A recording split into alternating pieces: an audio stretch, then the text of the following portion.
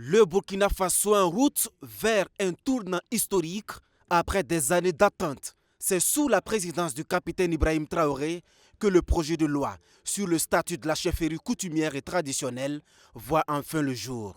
Un projet longtemps annoncé, souvent reporté, mais aujourd'hui adopté. Un texte qui définit clairement le rôle et les fonctions de ces figures ancestrales, longtemps respectées, mais jamais encadrées par la loi. Aujourd'hui, ce projet de loi vient clairement fixer le rôle et la fonction de la chefferie traditionnelle. Elle permet donc son intégration dans l'ordonnancement juridique de notre pays. Elle permet de la revaloriser et elle permet à la chefferie traditionnelle de participer à la restructuration, mais aussi à la consolidation de la paix au Burkina Faso. Mais d'emblée, l'exécutif est sans détour. Aucun chef coutumier ou traditionnel ne recevra un salaire ni indemnité. Et ce n'est pas tout. Ceux qui souhaitent se lancer en politique, qu'ils soient prêts à une condition incontournable, se détacher de leurs fonctions traditionnelles et coutumières. Ils doivent démissionner avant de s'engager sur la scène politique. Mais aucune rémunération ne sera payée à un chef parce qu'il exerce sa fonction.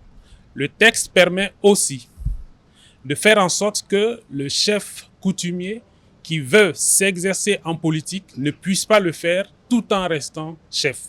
Il y a la possibilité pour lui de démissionner afin de pouvoir s'engager dans la politique. C'est un texte qui permet donc au chef coutumier d'être replacé au centre de ce que nous avons voulu au Burkina Faso, c'est-à-dire des chefs qui permettent de rassembler les populations et de consolider la paix. Des chefs qui unissent, des chefs qui portent la paix. L'appel est clair et fort. Fini donc le bicéphalisme, fini les autoproclamations. Dans ces localités où les acteurs se font la guerre pour la chefferie, ce texte va agir et anticiper. Il faut dire que le texte aussi prévoit les modes de dévolution de la chefferie traditionnelle. Elle permet aussi de parler de l'interdiction et de sanctionner l'autoproclamation.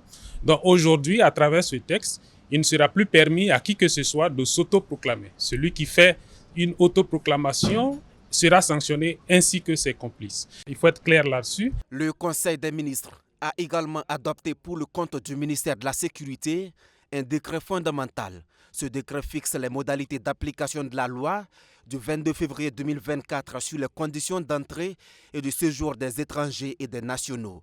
Un pas décisif dans la lutte contre le terrorisme et les menaces transnationales.